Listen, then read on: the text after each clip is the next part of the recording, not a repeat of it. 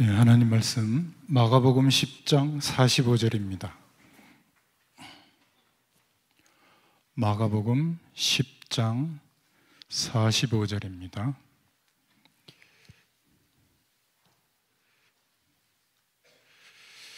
우리 한 목소리로 함께 봉독하겠습니다.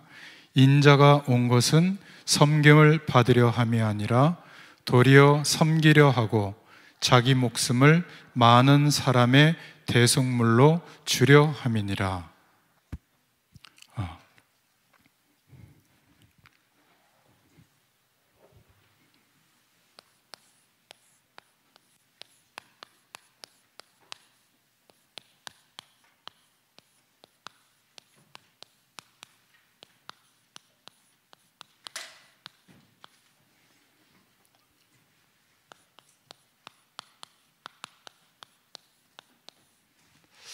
함께 은혜를 나눌 제목은 다 가지고 승리하는 희생, 이 제목으로 함께 은혜를 나누겠습니다. 코로나가 시작이 되면서 하나님 앞에 질문을 드렸는데, 왜 이렇게 전 세계적으로 또 우리에게 이런 답답함을 주십니까?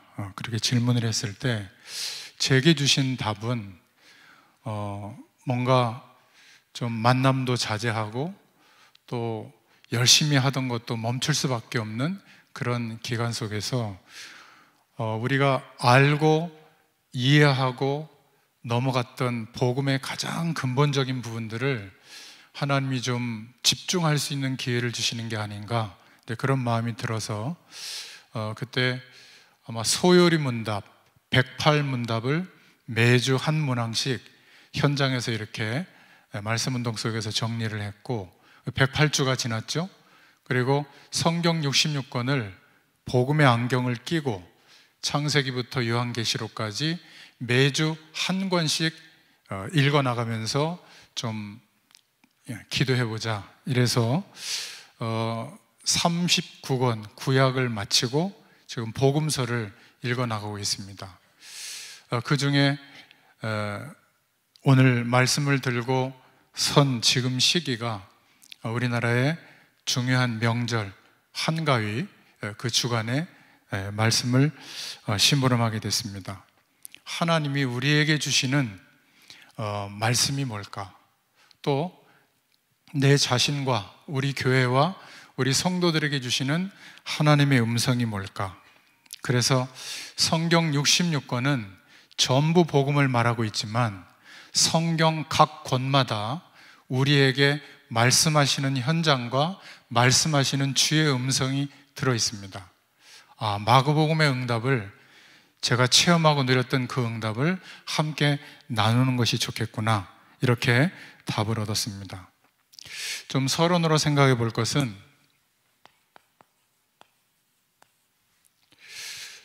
참 감사하게도 우리 교회, 동북교회, 여러분 동북교회가 그냥 편안하고 좋다 이렇게만 생각되는데요, 저희 교회가 갖고 있는 유일한 장점이랄까, 기능이 있습니다. 특별히 7천 전문 현장을 향해서 하나님의 부르심을 입은 사람, 교역자든 우리 평신도 중직자들이든 전문인들이든 또 우리 랩런트들이든 가장 큰 혜택이 뭐냐면, 복음은 은혜구나, 은혜로 알게 되는구나. 복음은 내가 열심히 노력해서 알아갈 수 있는 게 아니구나, 은혜로 알게 된 것이구나. 이게 참 설명하기가 어려워요. 왜냐하면 우리가 살아왔던 모든 삶과 세상은 열심히 최선을 다해서 뭔가 성실하게 이래야만 도달할 수 있고 알 수 있는 거거든요.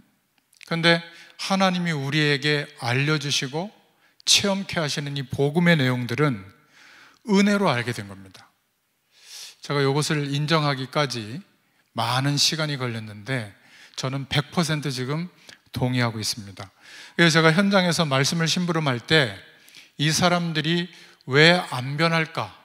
이 사람은 좋은 사람이네, 나쁜 사람이네, 영적 문제 있는 사람이네, 이런 기준이 없습니다.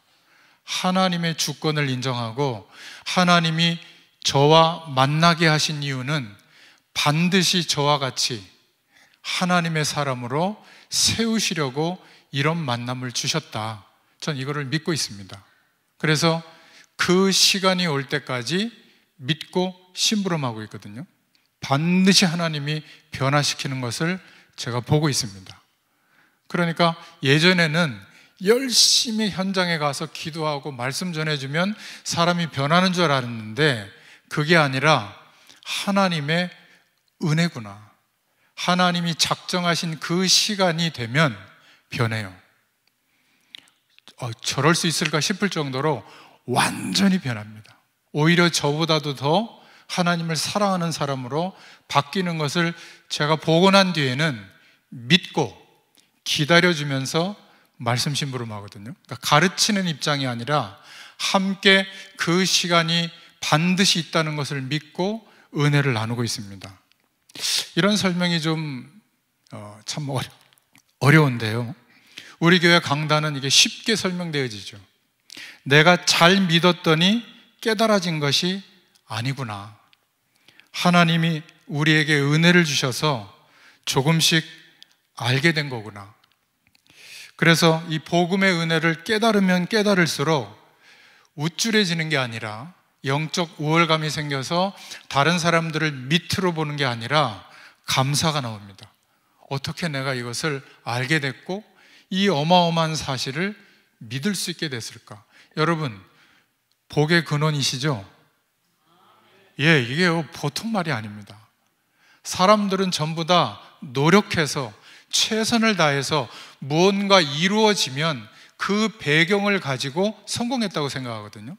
근데 우리 강단에서 최고로 받은 은혜가 너 때문이다. 그리스도 안에 있는 나 때문에 하나님의 복이 시작되어지는데 어디까지요? 땅끝까지. 이것을 열심히 전하고 막 비행기 타고 가서 해라, 그런 말도 안 해요. 우리가 그런 존재이기 때문에 하나님께서 역사하시는 인생이 된 겁니다. 여러분, 에덴의 축복 그러니까 어디 뭐 이렇게 갑자기 막 울타리 쳐져가지고 거기에 쏙 들어가는 그런 게 아니라 우리가 그 주인공이 된 겁니다. 이게 믿으려고 아무리 노력해도 안 믿어진다니까요. 돈이 없고 건강하지 않고 우리 자녀가 지금 시험 보는 고3인데 공부도 안 하고 있고 뭐 맨날 가서 전도하는데 열매도 없는 것 같고 안 믿어져요. 나 때문에 과연 복이 오나? 하나님의 복이? 그런데 저희는 믿고 있잖아요. 그런데 믿고 있는 결과대로 여러분의 인생도 저의 인생도 복의 근원으로 축복하시고 계시잖아요. 저는 명절 때마다 확인합니다. 저희 집도 굉장히 많은 일들이 있거든요. 그런데 명절 때마다 저희 아버지 장로님이 사회 보시고 그리고 동생이 기도하고 또 제가 설교하고 또 찬송하면서 반주는 우리 둘째 아들이 하고 우리 대예배 반주하는, 그리고 헌금하면 또 헌금 기도하고 또 저한테 다 줍니다. 가져가라고. 근데 이런 함께 모여서 예배하고 하나님께 영광 돌려드리는 복음의 문화가 여러분 쉽게 자리 잡지 않습니다. 이게요, 한 세대가 가야 돼요. 한 30년 정도 저희 아버지가 결단하고 예수 안에서 모든 가문 속에 빛을 비추는 인생을 한 세대를 사시니까 다음 세대, 그 다음 세대에는 당연히 예수 믿는, 그것도 전도와 선교를 꿈꾸는 복음의 가문과 가정으로 바뀌게 된 줄로 믿습니다. 이게 전부 은혜예요.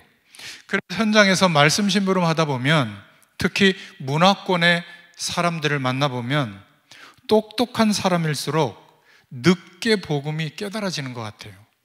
왜냐하면 이 복음이 은혜로 주어지는 것이기 때문에 열심히 노력한 결과나 공부한 지식의 배경이나 자기가 세상에서 경험한 내용을 가지고 검증이 되고 이해가 되면 믿거든요. 그런데 진리의 말씀일수록, 복음을 강하게 말하고 있는 말씀일수록 믿음 안에서 하나님의 은혜가 임하는 것이지 지식의 배경으로 믿어질 수가 없어요. 말씀으로 태초에 하나님이 말씀으로 천지를 창조하셨다, 믿어집니까? 믿을 수가 없어요. 지식인들은 도저히 이해할 수가 없습니다. 처녀가 잉태해야 아들을 낳을 것이다, 어떻게 믿습니까? 저자가 몇천 년에 걸쳐서 다 다른데 어떻게 동일한 관점으로 하나님의 언약을 증언하고 있는 성경을 믿을 수가 있겠어요? 불가능합니다. 우리는 공부하고 배우고 경험한 것이 열심히 최선을 다해서 기도도 열심히 예배도 열심히, 그러니까 탕자 비유를 들어서 누가복음에 설명한 겁니다. 데오빌로는 복음을 이야기하면 못 알아들어요. 초엘리트거든요. 로마에서 파견한 집정관, 못 알아듣습니다. 그러니까 예수님께서 계속 누가복음엔 비유로 하나님 나라에 대해서 복음을 설명하고 있는 겁니다. 가장 핵심적인 비유, 우리가 잘 아는 탕자의 비유. 죄인들이 어떤 모습이죠? 탕자 같다. 아버지의 마음은 이 탕자가 돌아오면 기뻐서 잔치를 벌이고 마을 사람들에게 막 알리는데, 밭에서 일하고 온 마다들은 어떻게 생각했죠? 억울하게 생각한 겁니다. 돌아온 탕자, 죄인에 대해서는 관심이 없어요. 왜 나를 이렇게 대우하느냐? 내가 이렇게 충성했는데 아마 최고로 열심히 살았을 겁니다. 그러니까 예수님의 가르침이 유대인들의 기준과는 너무 맞지 않은 거예요. 그러니까 천국 복음이 선포되는데도 하나님께서 은혜를 주시는 자만 믿어지게 된 겁니다. 이 놀라운 복음이 우리에게는 너무 터무니없이 그냥 믿어졌잖아요. 아멘이죠. 이건 너무 감사한 거예요. 저는 이게 감사한 건지도 모르고 예전에는 언제쯤 대단한 사역이 이루어질까, 언제쯤 사람들로부터 주목받을까, 뭐 이런 거 신경 썼습니다. 근데 제게도 하나님의 은혜가 임해서 이 복음의 사실이 믿어지고 나니까 다른 은혜가 임해요. 에베소서 2장 8절에 보니까 그 은혜를 인하여 믿음으로 말미암아 구원에 이르게 됐다, 이렇게 고백하는 그 고백이 저와 여러분의 고백이 된 줄로 믿습니다. 자, 우리가 두 번째로 강단을 통해서 넘어서게 된 것이 뭐냐면 문제와 갈등입니다. 분명히 하나님의 은혜가 감사하고 내게 은혜가 임하고 있는데, 그런데도 이 명절에도 보니까 가족끼리 모이지도 못하는 가정이 거의 절반이나 됩니다. 모여도 막 다투고요, 자랑하고 시기 질투하고. 나에게는 왜 예수 믿고 난, 은혜 받고 난 이후에도 많은 문제와 갈등이 계속될까? 분명히 복음을 받았는데도 안 와야 되는데, 문제가 아니라고 하지만 문제잖아요. 그냥 웬만한 문제는 넘어갈 수 있지만 우리의 힘으로 감당할 수 없는 문제가 오거든요. 어떻게 할까? 이 마가복음이 언제 기록되어졌냐면 가나안 땅 예루살렘이 있는 곳에서 기록된 것이 아니라 로마 교회 교인들에게 보낸 편지입니다. 그러니까 베드로 사도도 죽고 바울 사도도 죽고 난 뒤에 네로 황제 시대에 어마어마한 핍박이 일어나서 자그마치 30년, 40년 동안 콜로세움에서 로마 교인들을 막 잡아 죽이는 거예요. 화형시키고 사자밥이 되게 하고. 너무나 오랫동안 핍박과 순교를 당하니까, 사단이 공격하니까 로마 교회 내부가 흔들흔들되고 있었거든요. 그 현장에 베드로와 바울의 가르침과 또 예수님의 사역을 본 마가가 이 마가복음을 기록해서 편지를 보낸 겁니다. 그래서 마가복음에는 많은 치유의 내용이 나오지만 그것은 단순한 병 낫는 내용이 아니라 당신들이 순교하는 그 죽음이 가치가 없는 것이 아니다. 예수님께서도 다 가지신 주님이 이 땅에 종으로 오셔서 죽으시고 부활하신 그 희생이 승리하는 희생이었다. 여러분들이 부활의 소망을 가지고 지금 순교라고 하는 시간 앞에서 굴복하지 말고 참된 소망을 가지자. 이 편지의 내용이 마가복음입니다. 그래서 초대교회는 병 낫는 정도가 아니라 죽음의 위협 앞에서 이 마가의 편지를 가지고 하나님의 말씀을 붙잡고 기도했는데, 결국은 시간이 지나서 그 어마어마한 로마 제국이 복음을 인정하고 국교로 선포하는 그런 응답이 오게 된 것입니다. 그래서 혹시 우리는 문제로 여기지 않지만 계속되는 어려움과 갈등이 있는 가정과 가문이 있다면, 그래서 명절에 아픈 마음을 갖고 있는 혹시 말씀을 듣는 가정에 그런 현장이 있다면 오늘 마가복음의 응답을 하나님 앞에 구하시길 바랍니다. 우리는 그리스도 안에서 다 가지고 승리하는 희생자로 서게 되는 것입니다. 무조건 참고 견디는 게 아니라 승리할 수밖에 없는 희생자로, 종의 모습으로 서는 겁니다. 마태복음은 뭐라고 말하고 있죠? 만왕의 왕으로 오신 주님이 모든 저주와 사단의 세력을 꺾으신 왕으로 오셨다. 마가복음은 바로 고난당하는 저 로마 기독교인들에게 승리하게 될 것이다. 여러분들의 희생이 그냥 희생이 아니라 모든 축복을 다 가지신 주님이 종으로 오셔서 우리를 위하여 죽으시고 승리하시는 희생자가 된 것처럼 여러분들의 그 희생과 헌신이 하나님의 영광을 드러나게 될 승리하는 희생이 될 것이다. 이렇게 말씀하고 있죠. 그래서 저는 바울이 고백했던 그 고백을 저희들도 꼭 할 수 있기를 축원드립니다. 바울은 그렇게 세계복음화를 하고 그렇게 많은 제자들을 세웠는데 항상 복음 앞에 서면, 하나님 앞에 서면 이런 질문을 했습니다. 내가 하나님의 뜻대로 살려고 하는데 왜 이렇게 잘 안 될까? 여러분 이런 생각 하시죠? 우리 교회는 안 하시나? 저는 아직도 합니다. 왜 잘 안 될까? 세계복음화 돼야 되는데 왜 저 이단의 세력들은 어마어마하게 번지는 것 같은데 우리는 이렇게 쪼그라들까? 왜 개신교회 교인들의 숫자는 줄까? 오히려 복음운동하는 교회가 왜 미자립 상태가 80% 가까이 될까? 이런 근심이 있거든요. 30년 이상을 복음운동하는데 현장에서 왜 이렇게 변화되는 것은 없는 것 같을까? 그래서 바울은 이렇게 고백했습니다. 오호라, 나는 곤고한 사람이구나. 누가 이 사망의 몸에서 나를 건져낼 수 있을까? 하면서 한 고백이 로마서 7장 25절입니다. 그래서 우리에게는 소망이 없구나. 예수 그리스도를 주신 하나님께 감사한다. 이게 복음의 사람입니다. 여러분, 우리를 통하여 하나님이 우리에게 원하시는 것은 바로 이겁니다. 그리스도를 향하는 사람,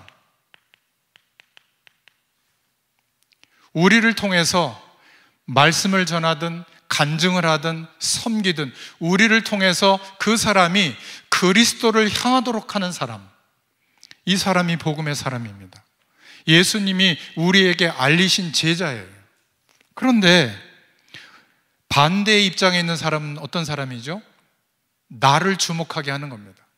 내가 최고고 다른 사람은 틀렸고 내가 영적으로 이렇게 우월하고 다른 사람은 아무것도 아니고 아직 연약하고 그러니까 내 말만 듣고 이런 캐릭터예요. 그러니까 어쩔 수 없이 포장할 수밖에 없죠. 복음 앞에 서면 지금도 우리는 그리스도가 필요해요. 그리스도를 믿는 믿음이면 돼요. 하나님이 우리에게 요구하시는 것은 그렇게 복잡하지 않습니다. 만약 우리에게 무엇을 하라고 명령하셨다면 바리새인들이 가장 응답받았을 거예요. 얼마나 열심히 최선을 다해서 말씀대로 살려고 노력하는지 모릅니다. 우리는 못 쫓아가요. 그런데 예수님께서 이 땅에 오셔서 가장 지적한 대상이 누구냐면 바리새인입니다. 참 희한하죠. 그러면 말씀대로 열심히 살지 말라는 말이냐? 아니에요. 그래서 이 복음이 은혜라고 하는 겁니다. 은혜예요, 은혜. 이 은혜로 깨달아지고 믿어진 복음 속에 있는 사람은 열심히 하는 게 아니라 내 인생 전체를 드릴 각오가 돼 있는 사람이에요. 잘 된다, 안 된다, 나를 알아준다, 못 알아준다, 복이 온다, 안 온다, 이것을 넘어서는 거예요. 왜죠? 그리스도가 모든 것이라는 것을 은혜로 알게 된 겁니다. 믿게 된 거예요. 그러니 나의 연약함과 부족함과 아직 이루어지지 않는 그것 때문에 우리는 항상 그리스도를 향할 수 있는 중심이 있게 된 겁니다. 그러니 어마어마하게 노력한 바리새인들은 복음서에 못 알아들어요. 제자들도 못 알아듣습니다. 심령이 가난한 자는 복이 있나니. 바리새인들은 돈을 너무 사랑하거든요. 관심이 돈이에요. 그런데 부자가 복이다, 우리는 그렇게 생각하잖아요. 근데 가난한 자, 그것도 심령이 가난한 자, 너무 힘들어서 그리스도를 바라볼 수밖에 없는 상태로 살아가는 너희가 복이다. 반대로 한번 얘기해 보겠습니다. 너무나 많은 조건이 우리에게 형성돼 있어도 이것 때문에 혹시 그리스도를 향하는 중심이 요것만큼 없어질까 봐 별것 아니라고 말하는 바울의 고백처럼 우리의 중심이 그리스도를 향할 수 있기를 축원드립니다. 세 번째로, 저는 우리 교회에서 응답받은 겁니다. 지금까지 전에는 내 힘으로 열심히 신앙생활을 하려고 했거든요. 교역자가 되고 나서 보니까 지켜보잖아요. 어떻게 신앙생활하나, 어떤 결과가 오나. 그러니까 항상 이 신경을 써요. 사람들의 시선을. 신경 안 쓰는 것도 문제지만 너무 신경 쓰면 포장하고 살거든요. 어느 날 알게 된 겁니다. 우리 교회 강단을 통해서. 뭘 알게 되느냐? 내 힘으로 구원받은 것처럼 생각하고 내 힘으로 열심히 하니까 답이 안 나오는 거예요. 내가 찾은 이 답을 가서 전하는데 이 사람에게 답이 되도록 하나님이 안 하시는 거예요. 어느 날 알게 된 겁니다. 예수 그리스도로 말미암아 너 때문에 하나님께서 약속하신 보장된 신분인 나 때문에, 그리고 이 신분에게 주어진 권세 때문에 믿고 구할 때마다 하나님은 역사하시는구나. 제가 이것을 깨닫고 나서요, 저희 가족들이 얘기합니다. 아빠는 기도하는 사람이야? 근데 신기하대요. 어떻게 이렇게 지치지 않고 30년 가까이를 이렇게 현장에 갈 수 있냐. 정말 한결같이. 현장에 있는 사람들도 그래요. 그런데 이게 쉬워요. 전에는 내가 열심히 하려고 할 때는 지쳐서 못했습니다. 그런데 하나님이 나를 그리스도로 말미암아 이런 신분으로 회복시켜 주셨구나. 제가 이걸 믿게 된 겁니다. 그리고 내 수준은 감히 구할 수가 없는데 하나님의 능력을 구하면요, 능력을 주세요.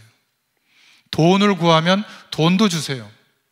사람을 구하면 사람을 주세요. 전도문을 열어달라고 하면 전도문도 열어주세요. 저는 제가 그런 신분인지를 몰랐어요, 예전에는. 여러분, 우리 교회 강단이 그냥 강단이 아닙니다. 그 분야의 전 세계를 살릴 한 사람으로 부르신 것이 맞다면 이런 믿음을 주실 줄로 믿습니다. 이게 대단한 믿음이 아니라 이래야 시작이 돼요. 이래야 오늘의 출발이 시작이 되는 겁니다. 하나님과 동행하는 시작이 돼요. 내가 대단해져서가 아니라 나는 여전히 똑같은데, 그리스도로 말미암아 우리의 신분과 말씀으로 주어진 권세가 이렇게 엄청나구나. 여러분, 인생을 거짓으로 가르치면 안 됩니다. 그러니까 자꾸, 미안합니다, 여기 그 대학 나오신 분들은 서울대학이나 최고대학이니까 육군사관학교나 여기서 가르치는 게 뭐죠? 내 힘으로 돼야 된다, 내 노력으로 될 수 있다, 내 능력으로 될 수 있다. 이러면 결과가 와요. 많은 위치에 올라가고 많은 성공된 조건들이 옵니다. 그런데 물 떠난 물고기가 물 밖에서 퍼덕이는 것밖에 안 되거든요. 인간은 영적 존재이기 때문에 영원한 하나님과 함께하는 축복이 무엇인지를 알아야 시작이 되는데 모르는 거예요. 알고 있다고 생각하는 겁니다. 그러니까 어떤 행동을 취하냐면 그런 척 하는 거예요. 안 되는데 되는 척 하는 겁니다. 갈등, 문제가 와 있는데 안 온 것처럼 하는 겁니다. 이러니까 인생을 어디다가 낭비하죠? 술로 방황하고, 이성으로 방황하고, 사회적 지위를 얻기 위해서 방황하고, 취미생활로 방황하고 있는 겁니다. 맞는 말인데 아주 중요한 것을 아직 경험하지 못한 거짓말을 하고 있는 겁니다. 그런데 그 거짓말에 거짓말을 더 보태죠. 마치 하나님의 이 놀라운 복음과 구원의 축복을 나 때문에 얻은 것처럼, 나의 열심 때문에 얻은 것처럼, 내가 한 것처럼 간증까지 합니다. 불신자들이 이렇거든요. 저와 여러분은 이런 거짓말을 하면 사기치는 것은 아니지만 사단에게 속게 됩니다. 이렇게 어마어마한 복음의 말씀들이 성경 66권으로 우리에게 이렇게 주어져 있는데도 모르겠다, 이런 상태가 돼요. 너무나 사실적으로 모를까봐 거룩한 하나님의 영으로, 성령으로 우리와 함께 하시면서 날마다 인격적으로 지정의 되시는 성령 하나님이 역사하시거든요, 우리의 삶에. 근데 모르겠다는 거예요. 이게 너무 안타까운 겁니다. 그래서 하나님이 우리에게 답을 주신 겁니다. 그것도 어렵지 않습니다. 우리의 모든 기준은 그래서 성령의 역사입니다. 내가 아니에요. 내가 이렇게 했더니 이런 결과가 왔다, 맞습니다. 그런데 성령의 역사구나. 그 말을 들을 때 성령의 역사구나. 저 목사님이, 저 장로님이, 저 렘넌트가 대단하구나. 이게 아니라 참 저 사람이 그럴 수 없는 사람인데 들어보니 성령이 역사하는 게 맞구나. 이러면요, 시작됩니다. 뭐가 시작되죠? 마가 요한이라고 하는 사람의 집, 거기에서 시작되어졌던 초대교회의 똑같은 성령의 역사가 우리의 삶의 현장에서 시작돼요. 이 운동을 하자는 겁니다. 이 전도 운동을 하자는 거예요. 그렇지 않고 열심히만 하면 어떻게 되죠? 힘들어서 어느 날 멈춥니다. 왜? 힘드니까. 그런데 이 역사를 경험하고 나면 내 인생을 다 드리고 하루 종일 최선을 다하는데 힘든 게 아니라 부족함을 느껴요. 감사하고 내일은 더, 오늘보다 더, 이런 마음을 하나님이 주십니다. 그리고 나서도 말할 게 없어요. 여러분, 현장에 가면 성령이 역사하면 문 열려요, 안 열려요? 열립니다. 성령이 역사하면 이렇게 렘넌트들이 변할까요, 안 변할까요? 변합니다. 어느 정도로 변하느냐? 세계의 복음화 때문에 나는 공부한다라고 하는 사람으로 변하더라니까요. 그리고 자기 인생의 꿈을 가지고 정말 도전합니다. 무섭게 공부해요. 저는 이런 친구들 만나봤어요. 산업하는 분이 하나님께 기도 제목이 하나예요. 돈 주세요. 내가 세계 복음화를 감당할 만큼 돈 주세요. 얼마나 기도가 간단합니까? 이 돈에, 내 일에 성령으로 역사해 주세요. 돈 안 주시겠어요? 저는 그 돈을 끌어쓰는 빛의 경제의 문을 열어주시는 그런 산업인들을 봤습니다. 우리는 어떤가요? 하나님께서 우리를 건지시려고 작정하신 겁니다. 드디어 역사의 시간 안에 아들의 격으로 예수 그리스도께서 오셔서 죽으시고 부활하심으로 하나님의 구원을 완성해 주셨어요. 그리고 지금 우리 안에, 믿는 우리 안에 성령으로 함께 계시는 겁니다. 그래서 우리의 답은 우리가 아니에요. 성령의 역사입니다. 나의 힘으로는 할 수 없다라는 것을 고백하는 것이 복음의 사람이에요. 내가 할 수 있다라고 착각이 오면 안 돼요. 나의 힘으로는 할 수 없는데 우리와 함께 하시는 주의 성령께서 나와 함께 하시니 이런 나도 가능합니다. 그래서 우리가 오늘을 사는 겁니다. 불신앙이 올 수가 없어요. 내 힘으로는 할 수 없는 그리스도의 영이 함께 하시는군요. 함께 하심을 보니까 세계복음화 믿습니다. 하나님의 일을 하나님이 하실 것을 믿고 나는 오늘을 임하겠습니다. 그러니 오늘이 똑같은 날이 아니에요. 얼마나 소중한지 몰라요. 이런 은혜를 우리에게 주신 줄로 믿습니다. 그래서 하나님께서 성령으로 우리와 함께 하신다. 이게 우리의 답이에요. 다른 그 어떤 것도 변합니다. 여러분, 목회자가 전달해 주는 이 말씀도요, 영원한 게 아닙니다. 어떤 면에서는 성경이 영원한 겁니다. 기준이에요. 그래서 똑같은 말씀이라도 성경을 캐논이라고 하는 겁니다. 왜 여러분이 성경 66권을 읽으면서 하나님의 음성을 듣지를 못합니까? 제가 회개했다니까요. 도대체 목회자인 나는 현장에서 무엇을 전달했는가? 왜 이들이 내 메시지만 의존하는가? 이들이 스스로 하나님의 말씀을 똑같이 목회자처럼 받으면 되는 거 아니냐? 성령께서 함께 역사하는데 왜 그렇게 못 도와주고 나에게 집중하도록 사역을 했는가? 얼마나 회개했는지 몰라요. 성경 66권을 전달하면서.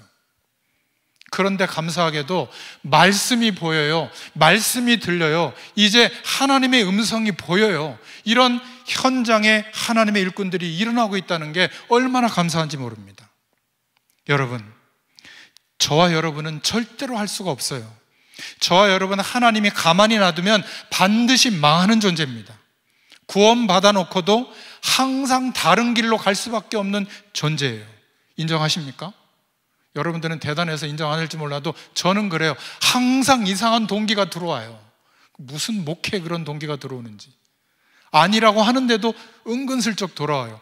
뭐 우리 젊은 교육자들이 개척하러 나간다 그러면 나는 너무 늦었나? 뭐 이런 생각도 하고요. 그게 좋은 거긴 하지만 그러나 하나님이 주신 이 은혜보다 비교하면 아무것도 아니거든요. 여러분의 직장생활, 여러분들의 성공이 복음보다 위에 있다면 그것은 우상이 될 겁니다.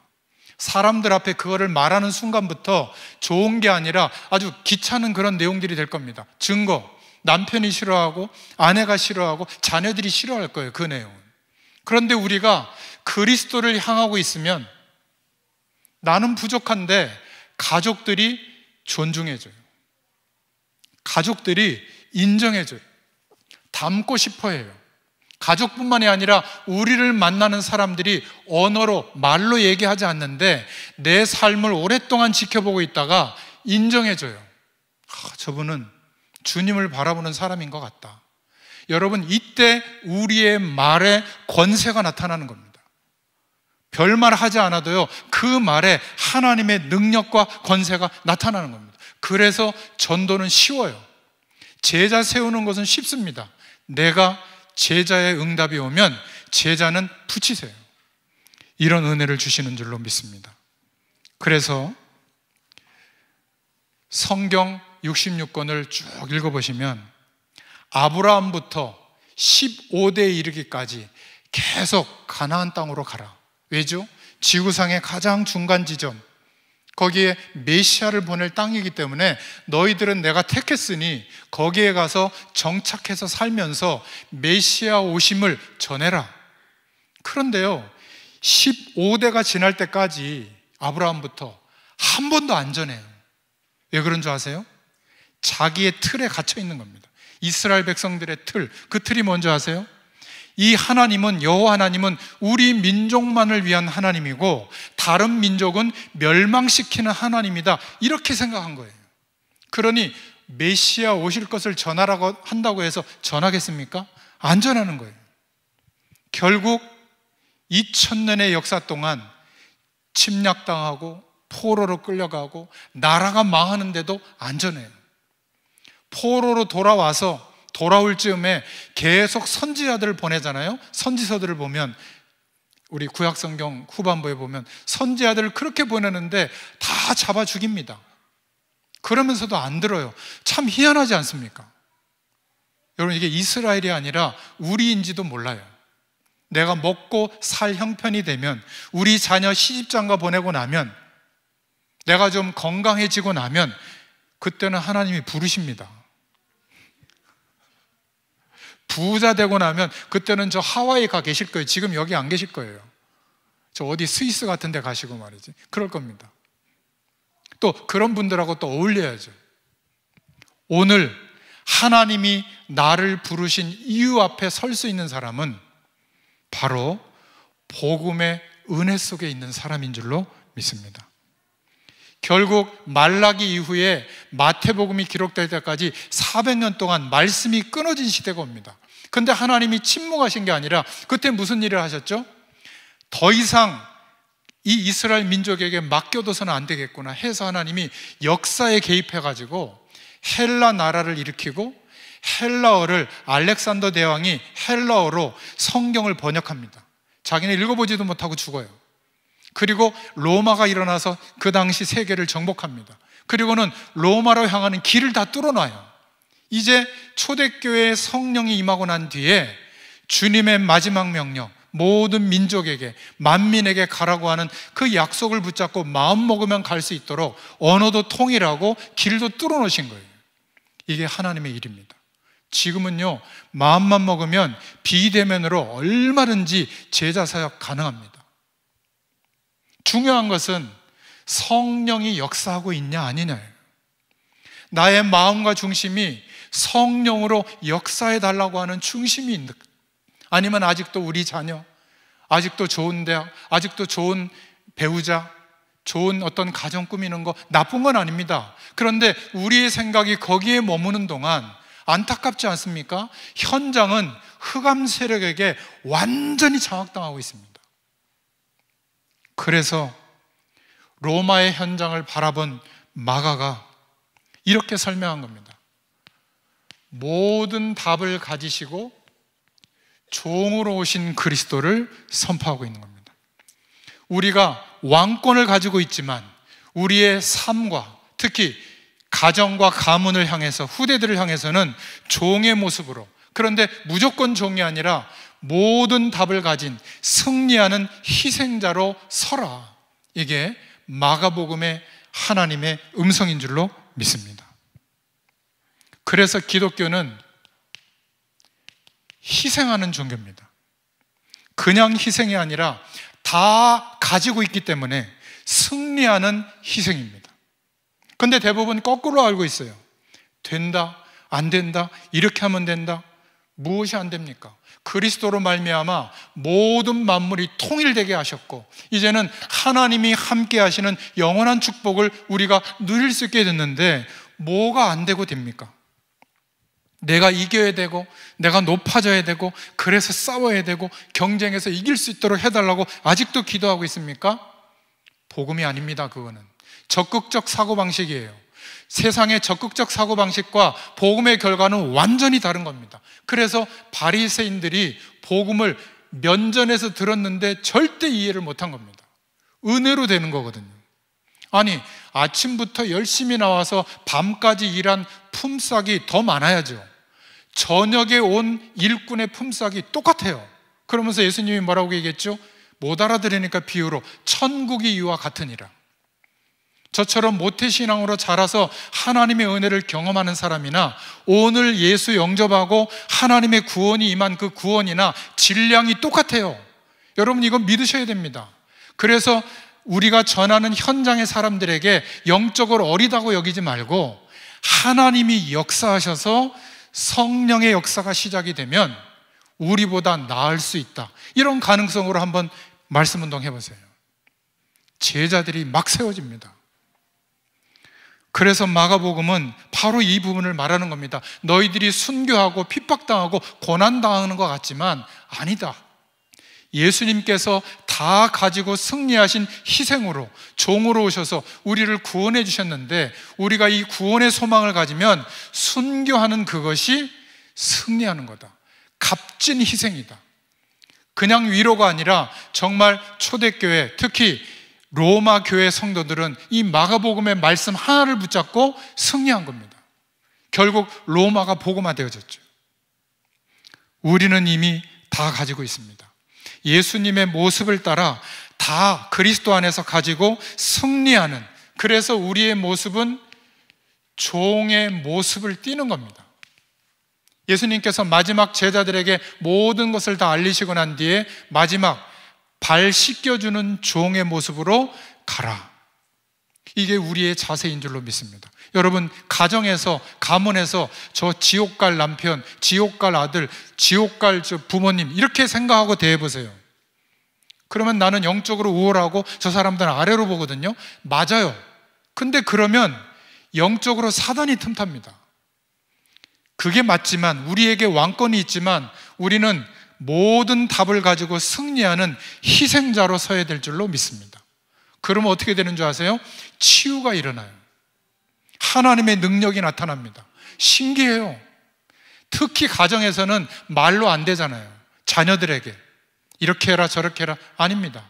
그 자녀들을 위해서 감사함과 기쁨으로 희생하는 게 보여야 되는데, 내가 너희를 위해서 이렇게 희생했는데 왜 요따위로 대우를 하냐, 이런 얘기 많이 하시잖아요. 다 그거는 계산 끝난 겁니다. 그 말 한마디로. 왜 우리가 옛날 할머니 세대의 어머니에게 그렇게 안타깝고 막 사랑하는 마음이 있죠? 모든 것을 희생하는데 항상 우리에게 미안하다고 하잖아요. 못해줘서. 요즘 엄마들은 안 그렇습니다. 그런 분들 죄송합니다. 별로 해주지도 않는데 다 해줬다 당당하게 요구해요. 여러분, 세상 끝날까지 함께 하겠다. 부활의 신앙을 가지면 하나님께서 능력을 줄 것이니까, 지금 순교하는 그 시기에 뭐라고 얘기한지 아세요? 마지막 마가의 메시지, 예수님의 음성을 들려준 겁니다. 만민에게 가라는 거예요. 아니, 밥 먹을 것도 없고 지금 핍박당해서 죽을 지경인데 성경의 말씀은 항상 세계복음합니다. 자, 이들이 얼마나 노력해서 세계복음 하겠습니까? 성령으로 역사할 거니까, 하나님의 능력으로 역사할 거니까 믿고 만민에게 가라는 거예요. 아멘이죠. 여러분이 내세울 거 없고 세계복음하는 형편이 안 됐나, 정말 잘 깨달은 겁니다. 안 되기 때문에 하나님이 하실 걸 믿으시길 축원드립니다. 그러면 나의 오늘이, 우리의 가정이, 우리의 후대가 세계복음화의 통로로 바뀌어요. 하나님이 역사할 거니까. 할렐루야. 서울대학 나오면 더 좋아요. 그런데 대학 못 가도 더 좋아요. 왜? 의지할 게 없으니까 더 바라볼 거 아니에요? 내가 좀 의지할 게 있다, 그만큼 못 바라볼 거 아니에요? 그럼 손해입니다. 그런 면에서. 천국에 들어갈 때, 부자가 천국 들어갈 때 낙타를 타고 바늘기로 들어가는 것만큼 어렵다, 부자는 못 들어간다, 그 말이 아니에요. 부를 소유하는 만큼 마음을 거기에 담잖아요. 그만큼 하나님 나라의 배경이 안 담겨요. 그게 손해라는 거죠. 누가 더 나으냐는 겁니다. 이 마가는 이런 축복을 하나님 앞에서 고백했습니다. 바나바와 바울 팀에도 들어갔지만 연약함도 있었죠. 현장에서 막 도망간 겁니다. 힘들다고. 그래가지고 바울이 바울 팀에서 빼버렸어요. 근데 나중에는 화해하고 로마 감옥에 있을 때 마가가 와서 위로도 하고요. 나중에는 베드로의 통역도 하고, 이 마가의 어머니는 초대교회가 시작되어졌던 그 마가 다락방을 제공한 인물이었어요. 그 정도 재력도 있었던 것 같아요. 여러분, 이 마가의 영원한 소망, 주님께서 이 땅에 오셔서 모든 것을 다 가지신 하나님이신데 승리하는 희생자의 길을 걸어가신 것처럼 저와 여러분에게도 이 축복을 주시는 줄로 믿습니다. 그래서 마가복음은 크게 4가지 기도 제목이 담겨 있습니다. 그냥 희생하는 게 아니다, 승리하는 희생자로 하나님이 우리를 부르신 줄로 믿습니다. 예수님도 대속물로, 영원한 대속물로 오셔서 죽으시고 부활하셨기 때문에 오시는 모습도 종의 모습으로 오셨어요. 그래서 유대인들이 인정할 수 없었던 겁니다. 어떻게 왕이신데, 메시아인데 말구유에 태어날 수 있는가? 우리가 기대하던 모습과는 달라요. 여러분, 하나님이 축복하면 재벌되는 게 아닙니다.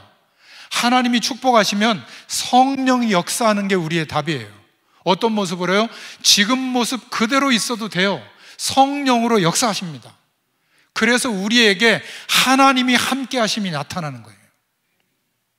재벌 돈으로 세계복음하는 거 아니에요. 어마어마한 조직력으로 세계복음하는 거 아니에요. 그러면 그런 사람들을 먼저 복음 속에 불렀겠죠. 예수님이 부르신 대상자들은 낮은 사람들이에요. 어부들, 병든 자들, 이런 사람들을 먼저 불렀어요. 왜죠? 그들이 뛰어나서가 아니라 왜죠? 하나님을 바라볼 조건이 훨씬 많은 거예요. 예수님을 그리스도로 믿을 수 있는 조건이 훨씬 많은 거예요. 그런 면에서 괜찮은 겁니다. 계속 모자라야 된다, 그 말이 아니에요. 주님은 어떻게 승리했죠? 사단의 세력, 죄의 문제, 지옥 권세를 완전히 깨트리셨습니다. 어떻게 해요? 어마어마한 세상의 복을 가져다 주면서 설명한 게 아니라 희생하셨다니까요. 대속제물로. 그러니까 거짓 법으로 왕노릇하던 세상의 법이 뭐죠? 최선을 다하면 된다는 거예요. 어마어마하게 가지면 된다는 거예요. 그런데 왕이신 주님이 죽으셨잖아요. 그래서 사망 권세가 깨진 겁니다. 그리고 그 사망 권세가 더 이상 왕노릇하지 못하도록 부활하셨어요. 그것도 잠시 부활했다가 죽으신 게 아니라 영원한 몸으로 승천하신 겁니다. 우리에게 부활의 믿음과 소망이 있다면 이 땅에서의 삶은 끝난 거예요. 왜죠? 부활의 영과 연합되어져 있는 겁니다. 생명의 축복이 와 있는 거예요. 누가 우리를 좌지우지할 수 있겠어요? 이 축복이 있는데, 이 믿음의 고백이 있는데 눈치 볼 게 뭐 있으며 두려워할 게 뭐 있겠습니까? 도전하시길 바랍니다. 왜 우리는 로타리 클럽 같은 공익 제안들을 못 만들어내요? 세상에다가. 저 몰몬교 그 단체들은 말도 그래 600조를 만들어냈대잖아요. 펀드금을. 그래 전 세계 산업을 움직이고 있습니다. 이 마귀가 하는 짓이 교묘해요. 예수 믿는 우리는 왜 못 만들어냅니까? 성령으로 역사하시면 되죠. 숫자도 많이 필요하지 않습니다. 몇 사람만 있어도 돼요. 저 빌 게이츠와 워렌 버핏 같은 사람은 자기의 재산의 10분의 9를 공익재단을 만들고 10분의 1로 사는데 어떻게 사는지 아세요? 전 세계 이 사람의 재산과 비교할 수도 없어요. 10분의 1을 가지고 사는데. 왜 우리는 10분의 10을 가져도 맨날 허덕입니까? 저는 기도하고 있습니다. 결국 7천 현장에 저와 여러분들을 통해서 성령으로 역사하시면 된다. 이거는 허무맹랑한 얘기가 아닙니다. 오늘 말씀을 듣는 특별히 우리 렘넌트들, 공부하고 있는 아직 학업 선상에 있는 렘넌트들, 꿈을 꾸세요. 이제 세계가 우리의 손에 잡혀질 수 있도록 정보는 오픈되어 있어요. 중요한 것은 성령으로 역사하는 지식을 붙잡아야 될 줄로 믿습니다. 그러면 우리는 삶에서, 교회에서, 가정에서 희생할 수 있어요. 근데 그 희생이 어떤 희생이죠? 승리하는 희생이에요. 우리가 인생을 사는 답입니다. 교회에 문제가 많아도, 가정에 문제가 많아도, 여러분들의 산업 현장에 문제가 많아도 어디를 가든지 나는 희생자로 쓸 것이다. 그냥 희생이 아니라 승리하는 희생자로 답을 가지고 설 것이다. 그런데 지금 많은 기독인들이 거꾸로 가고 있는 겁니다. 높은 자리에 올라가려고 싸워요. 편법을 써요. 법은 그렇지 않은데 막 법을 바꿔요. 계산하고 머리 굴립니다. 그건 기독교가 아니에요. 그건 복음이 아닙니다. 혹시 올라가게 되면 겸손히 섬길 뿐이지 올라가려고, 유지하려고, 버티려고 아니에요. 우리는 무조건 어려운 사람들을 돕는 희생이 아니에요. 그리스도 안에서 다 가지고 승리하는 희생자로 서게 될 줄 믿습니다. 한번 이렇게 가정에서 섬겨보세요. 반드시 하나님이 역사합니다. 두 번째로, 책임지는 종으로 서라. 이게 마가복음의 메시지입니다. 예수님은 이렇게 제자들에게 말씀하셨죠. 1장 17절에 나를 따라오너라. 내가 너희를 사람을 낚는 어부가 되게 하리라. 그런데 하나님께서 말씀으로 이 땅에 오셔서, 육신이 되어 오셔서 하나님의 일을 시작하는데 누구를 부르셨죠? 낮은 자를 먼저 불렀습니다. 병든 자들을 먼저 불렀습니다. 우리는 거들떠보지도 않는 귀신 들린 자들을 불렀어요. 그 내용이에요. 그래서 치유 얘기가 나와요. 하나님으로서 이 땅에 오셔서 하나님이 아니면 치유할 수 없고 변화시킬 수 없는 일을 할 수밖에 없는 겁니다. 너무 모자라니까. 그러면서 그리스도임을 보여주신 겁니다. 그러면서 하나님만 할 수 있는 일을 하셨죠. 바다에게 잠잠해라, 고요해라. 바람이 그치고 파도가 잔잔해졌더라. 마가복음 4장에, 마가복음 6장에는 바다 위를 걸으시고, 마가복음 11장 1절부터 14절에는 열매철이 아닌데 무화과 나무에 열매가 안 맺혔다고 저주하셨어요. 어떻게 됐죠? 무화과 나무가 말라 비틀어진 겁니다. 이스라엘을 말하죠. 수천 년 동안 하나님의 언약이 주어지고 있는데 이스라엘은 자기 틀에 갇혀 있는 거예요. 한 번도 하나님의 방향에, 가나안 땅에 존재하는 이유를 따라간 적이 없어요. 그래서 말라 비틀어지는 것을 보여준 건데 제자들조차 못 깨닫고 있는 장면이 나오죠. 그리고 마가복음 11장에 성전을 막 뒤엎고 청소하는 장면이 나옵니다. 이방인의 뜰, 하나님이 성전 설계들을 줬는데 성전에 이방인의 뜰이 있거든요. 왜냐하면 유대인들만 성전에 오잖아요. 그래서 이방인도 와서 구원 얻을 수 있는 기회를 얻을 수 있는 곳인데 거기에서 사고 팔기만 하는 겁니다. 세상의 돈 더러우니까 우리는 헌금 이렇게 다리미로 다려서 빳빳한 돈으로 드려라, 이렇게 부흥의 뜻 많이 들었잖아요. 이분들은 한술 더 떠서 그 돈 하나님이 안 받는다, 성전 세겔이라고 하는 돈으로 주조한 그 돈으로 바꿔서 헌금 드려라, 그 돈만 받는다 해가지고 환전상이 막 난리치고요. 재물을 못 갖고 오면 살아있는 산비둘기라도 잡아가지고 주는 그런 도축장이 막 횡행하고요. 이방인의 뜰이. 예수님이 보니까 너무 안타까운 거예요. 교회의 존재의 이유가 이방인을 향해서 있어야 되는데 그 이방인의 뜰이 존재 이유가 없는 겁니다. 자기들끼리만 하고 있는 거예요. 그래서 예수님이 그 시대에 가장 악독한 욕을 했죠. 이 독사의 자식들. 우리의 지금 악독한 욕은 뭡니까? 그거 100배쯤 악한 욕, 사단의 자식이라는 거거든요. 유대인들을 향해서. 하나님만 하실 수 있는 일을 하신 겁니다. 왜 그렇게 하셨죠? 치유하시기 위해서. 우리가 어떤 현장에 세워지더라도 책임지는 종으로 서시기를 축원드립니다. 도망가지 마시고, 피하지 말고, 계산하지 말고 책임지는 종으로 헌신해 보세요. 완전히 복음화됩니다. 저는 그런 가정 많이 봤어요. 저희 아버지도 봤고 저희 집사람 집안도 봤고요. 제가 만나는 현장에 있는 사람들이 한 세대가 가기 전에 복음화되는 걸 전 봤습니다. 어떻게 해요? 책임지는 종으로. 가정의 문제 끌어안고요, 헌신하고 수고하고, 그런데 힘들어하지 않고 하나님 은혜를 주시니까. 이게 마가복음의 응답입니다. 그렇다면 예수님은 어떤 인격을 보여줬습니까? 참된 종으로 우리가 쓸 때 우리의 인격은 어떻게 해야 됩니까? 무슨 일을 하든지 우리의 방향은 전도가 되어야 될 줄로 믿습니다. 마가복음 14장 36절에 예수님께서 그 고통이 너무 심하니까 이 잔을 내게서 옮기시옵소서, 그러나 나의 원대로 마옵시고 아버지의 원대로 하옵소서. 방향이에요, 방향. 전도하라는 게 아닙니다. 전도를 어떻게 해야 될까 고민하는 분들은 아직 방향이 안 맞춰진 거예요. 나의 모든 삶의 방향이 전도 때문이라면, 하나님의 영광을 드러내는 것이라면 맞춰지게 돼 있습니다. 하나님은 전도의 문을 이 사람에게 반드시 여세요.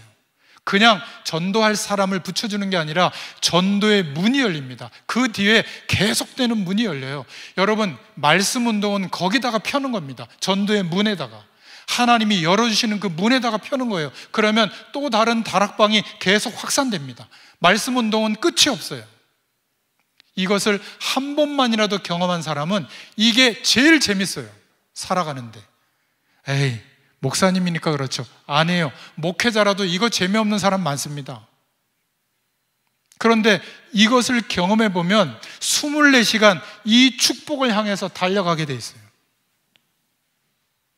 예수님이 모범을 보여주신 줄로 믿습니다. 그리고 마지막으로 주님은 승리하셨습니다. 말씀 예언하신 대로 고난을 당하셨고 말씀에 예언된 대로 죽으시고 부활하셨습니다. 그러면서 주님께서 마가복음 16장 15절부터 20절에 보니까 지금 순교당하고 있는 로마 교인들에게 마가가 예수님의 말씀을 전달하고 있는 겁니다. 순교당할 그 현장에서 주눅 들어있고 피해라 이러지 않고 만민에게 가라. 여러분 이거 이해되십니까? 나는 지금 먹고 살기도 힘든데 만민에게 가라. 나는 문제와 어려움이 크고 질병 속에 있는데 만민에게 가라. 그러면서 하신 말씀이 있어요. 하늘과 땅의 모든 권세를 가진 주님이 함께 할 거다. 어떻게 해요? 이 세상에서는 알 수 없는 능력으로 함께 할 것이다. 주님의 명령과 약속이 주어지게 된 겁니다. 저는 이 말씀을 묵상하고 읽으면서요 도전을 받았어요. 그렇구나. 나중이 아니라 지금 그 고난당하고 있는 우리가 예수 믿는 티를 조금 내는데 밀려오는 어려움들 그 현장에서 말씀을 붙잡기를 바랍니다. 언약으로 붙잡기를 바랍니다. 만민에게 가라. 우리는 전도와 선교를 두고 만민을 향하여 오늘을 견디는 겁니다. 오늘을 사는 거예요. 그런데 그랬을 뿐인데 내 삶에 하나님께서 능력으로 역사하시는 줄 믿습니다. 여러분 이 마가복음을 한번 묵상해 보세요. 읽어보세요. 하나님의 음성이 여러분에게 들리실 겁니다. 오늘 결론입니다. 결국 7천인의 한 사람으로 부르심을 입었다면 힘이 있어야 됩니다. 이 힘은 사람들이 볼 수 있는 힘이 아니에요. 보이지 않는 힘입니다. 어떤 힘이죠? 여러분 아침에 일찍 일어났을 때 조금 하루 일과 시간보다 일찍 일어나서 새벽 기도 하시는 분 새벽에 하시는 게 가장 좋고요. 자신에게 포럼을 해보세요. 이번 주 주일 강단의 말씀, 하나님 왜 이 말씀을 내게 주셨죠? 이 말씀을 통해서 어떤 복음의 가치를 알게 되도록 말씀 주신 겁니까? 물어보세요. 이렇게 말씀을 계속 듣고 묵상하는 사람은 내가 열심히 신앙생활하는 게 아니라 어느 날부터 제가 그렇게 바뀌었거든요. 말씀이 나를 인도해 가시더라고요. 내가 열심히 예배드리고 기도하고 말씀을 따라가려고 막 발버둥 쳤는데 그게 아니라 언제부턴가 강단에 주신 그 말씀의 내용들이, 언약들이 성령으로 나를 끌고 가세요. 내가 뭐 해야 되지? 어떻게 해야 되지? 어떻게 해야 성공하지? 왜 이렇게 실패가 오지? 따질 것 없이 하나님의 말씀이 성취되는 쪽으로 제가 인도를 받고 있는 거예요. 여러분 이런 은혜가 오게 될 줄로 믿습니다. 이게 보이지 않는 힘이에요. 그리고 자신에게 한번 포럼해 보세요. 나는 기도를 어떻게 하고 있는가? 정말 성령의 역사하심이 나타나고 있는가? 성령의 역사하심이 정말 안 나타나고 있다면 왜 그런가? 여러분이 이 기도를 찾으셔야 돼요. 초대교회는 이 기도의 힘이 있었기 때문에 강대국, 로마 제국이 눌러도 눌리지 않았다니까요. 여러분 가정의 환경이 어렵죠? 그 어려운 환경에 여러분이 주눅 들어 있다면, 뭔가 묶여 있다면 아직 성령의 역사가 가정에 안 나타난 겁니다. 나타나면 어려울수록 좋아요. 왜? 성령이 역사해 주셔야만 되는 거니까. 어려울수록. 저는 날마다 기도합니다. 저는 너무나 연약합니다. 믿음도 없어요. 하나님 믿음도 주시고, 제가 오늘 말씀 들고 서는 현장마다 성령으로 반드시 역사해 주셔야 됩니다. 저는 안 돼요. 신기하게도요, 아니 다락방을 1시간 반을 해도요 안 도망가요. 여러분 같으면 도망갈 거 아닙니까? 또 데리고 와요. 신기하지 않습니까? 15시간을 성경 한 권을 정리해서 15권을 준비해서 1시간에 어떻게 얘기합니까? 저는 막 못하겠어요. 그래서 막 1시간 반 할 때도 있어요. 하나님이 역사하시면 돼요. 싫은 사람은 저는 오지 말라고 하는 다락방이거든요. 좀 교만하게 사역합니다. 끌어모으는 게 아니에요. 하나님이 준비한 사람은 하나님이 은혜를 주십니다. 그래서 자신에게 한번 포럼해 보세요. 여러분, 나는 대통령은 될 수 없지만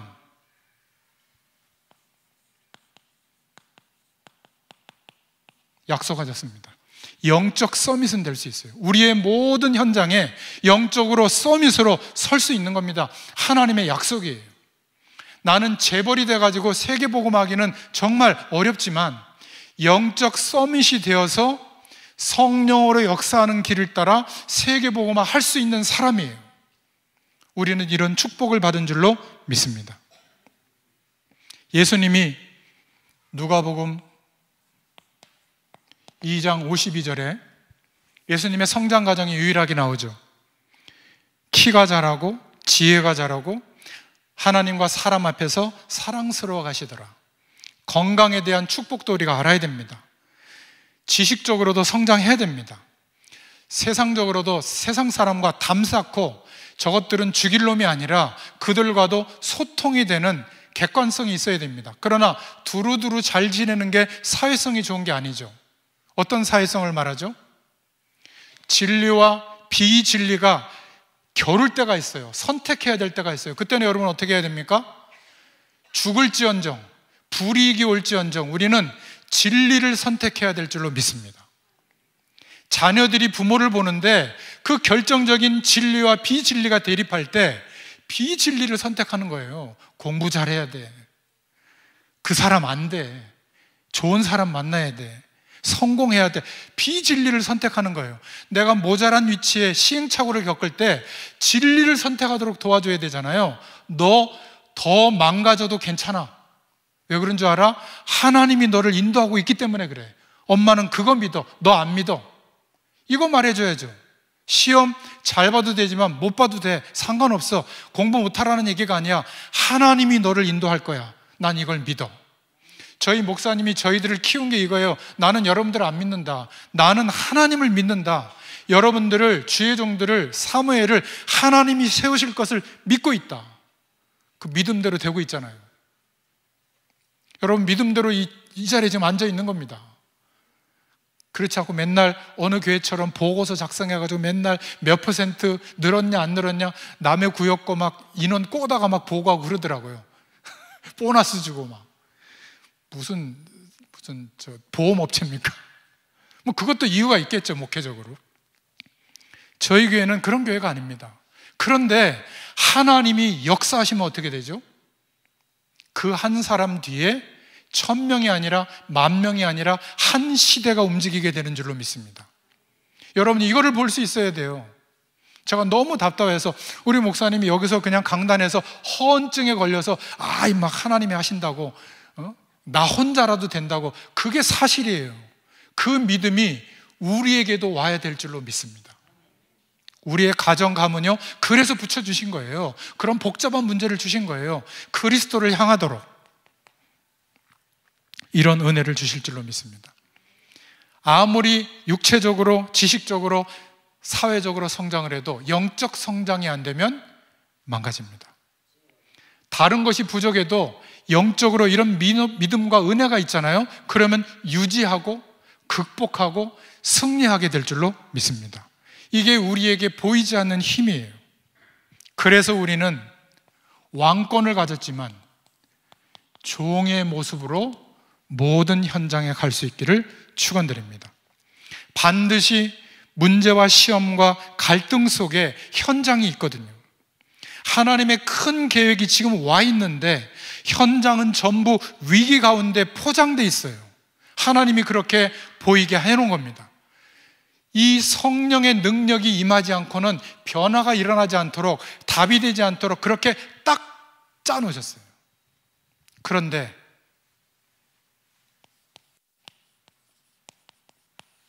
하나님이 부르심 속에 있는 남은 자인 저와 여러분이 가면, 승리하는 희생자로 가면 하나님의 역사가 시작될 줄로 믿습니다. 그래서 어려움 당하는 그 현장에 여러분은 책임지는 종으로 가시라. 여러분들의 학업과 일과 전문 분야와 산업인의 산업 현장에 모든 것을 전도의 방향을 맞추고 가시라. 그리고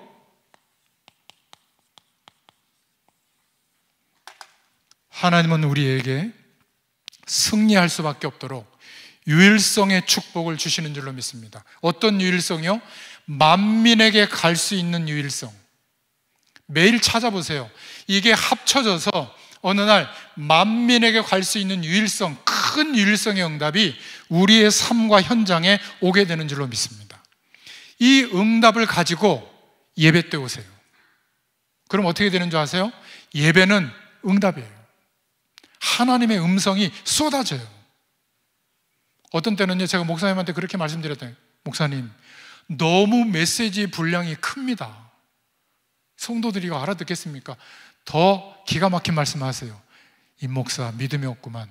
성령께서 알게 하실 거야. 맞잖아요. 그 다음부터는 제가 입 딱 닫습니다. 아멘입니다. 여러분, 너무나 안타깝게도 이러한 축복이 주어지고 있는데 가정을 보면 안타까운 전쟁들을 하고 있습니다. 거기에서 해방될 수 있기를 축원드립니다. 이제 저희들은 모든 답을 가지고 승리하는 희생자로 설 수 있기를 축원드립니다. 기도하겠습니다. 하나님, 참 감사합니다. 우리 교회와 강단을 통하여 또 오랜 시간 부르심의 이유 때문에 말씀을 주시고 그 말씀 속에서 믿음의 한 사람 한 사람으로 세워가심을 감사합니다.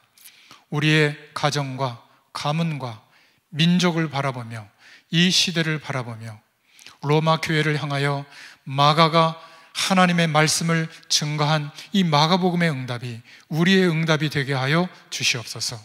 왕권을 가지고 있지만 섬기는 자로, 희생자로 설 수 있도록 승리하게 하여 주시옵소서. 예수님의 이름으로 기도드렸습니다. 아멘.